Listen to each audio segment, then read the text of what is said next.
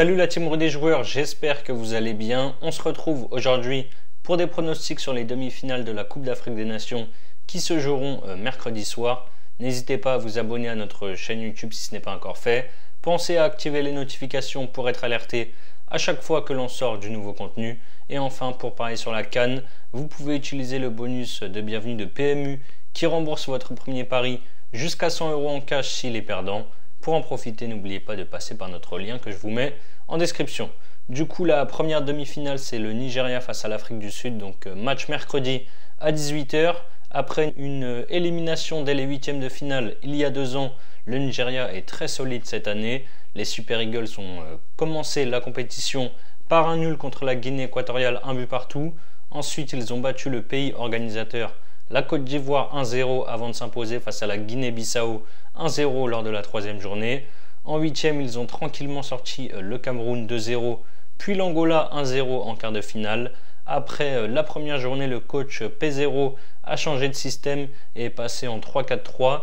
Depuis, le Nigeria maîtrise ses matchs et est très solide avec seulement un but concédé en 5 rencontres. C'était lors de la première journée en 4-3-3.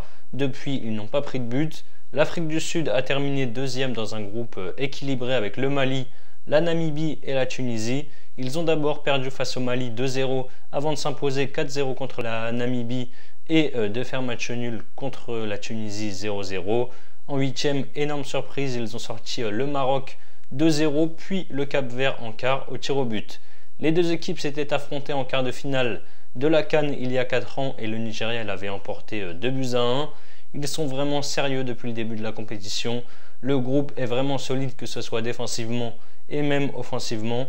Ils tournent bien, je les vois mal sortir aux portes de la finale. Victoire du Nigeria pour moi à 1,52. L'autre demi-finale, elle est mercredi à 21 h. C'est la Côte d'Ivoire qui reçoit la République démocratique du Congo. Le pays hôte, on peut le dire, est béni des dieux sur cette CAN 2024.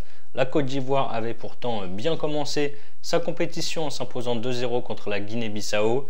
Derrière, ils ont perdu 1-0 contre le Nigeria et lors du dernier match, ils ont pris l'eau contre la Guinée équatoriale et ont concédé une défaite historique 4-0. Après ce match, ils avaient 99% de chances d'être éliminés, sauf qu'ils ont terminé dernier des meilleurs 3e et se sont donc qualifiés inespérément pour les 8e de finale. En 8e contre le tenant du titre, le Sénégal, ils prennent un but dès la 4e minute de jeu et sont menés tout le long du match jusqu'au pénalty de Franck Kessié qui égalise à la 86e. Donc là déjà, petit miracle. Au final, ça se joue au tir au but. C'est la Côte d'Ivoire qui se qualifie.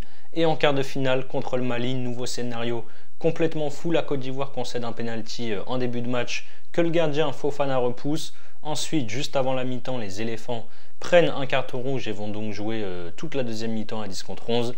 Le Mali ouvre le score à la 71e minute et la Côte d'Ivoire réussit à égaliser à la 90e.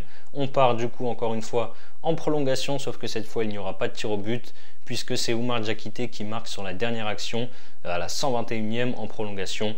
Donc scénario vraiment encore une fois complètement fou pour les éléphants.